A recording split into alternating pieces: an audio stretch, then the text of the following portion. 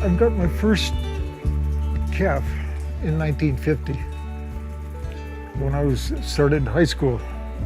It was part of a project for the Future Farmer project. So from there, whatever I'd earn in the summertime, I would buy another calf.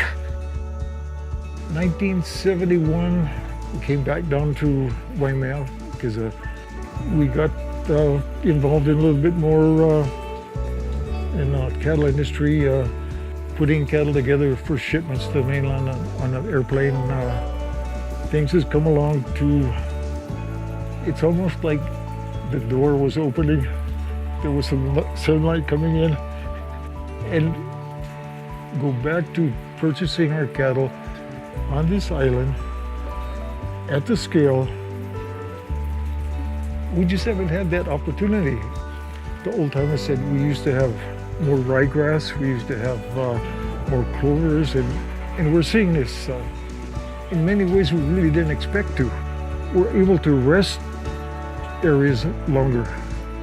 And by doing that, some of the better grasses are returning. We have to make sure that we let people know that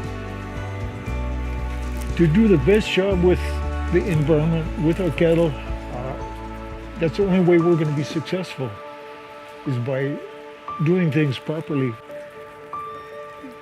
This younger generation, the new ideas are so important, and they're going to do things different than us a little bit, and that's only the way it happens. So growing up, I was probably in about middle school when the whole point of sustainability really was being pushed in Hawaii. And I had a teacher, and he said, well, create a scenario where boats stop coming in, planes stop coming in. Then what do we do? It was really impressive how they said the same thing, is that why don't we just eat what we've got here? Which is true. I mean, we live in this tropical island. We can pretty much grow everything, so why not do that? But I think the idea of trying to keep the cattle that we've got here, keeping it here instead of sending them off to the mainland, I really like that idea. Going into more of a grazing program now, where you're out there pretty much every day with your cattle and you'll move them on a constant basis.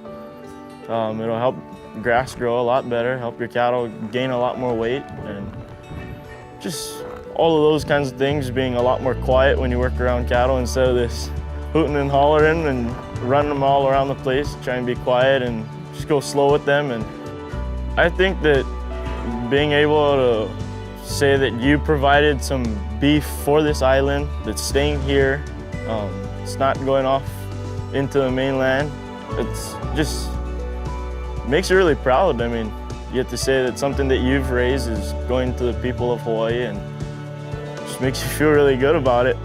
You know, times have changed. The market, like anything else, there's been good times and bad times, and I guess, you know, as people get farther and farther away from agriculture, not having a relationship with agriculture and livestock in particular, so that's become an important item. Oh yeah, till the day I die, I'll probably never stop raising cattle. It's in my blood, it's been in my blood for generations now, and I don't think it's ever gonna stop. Lucky he's there to help me right now, and it's just part of the game. That's part of the life. But I'll keep doing it as long as I can.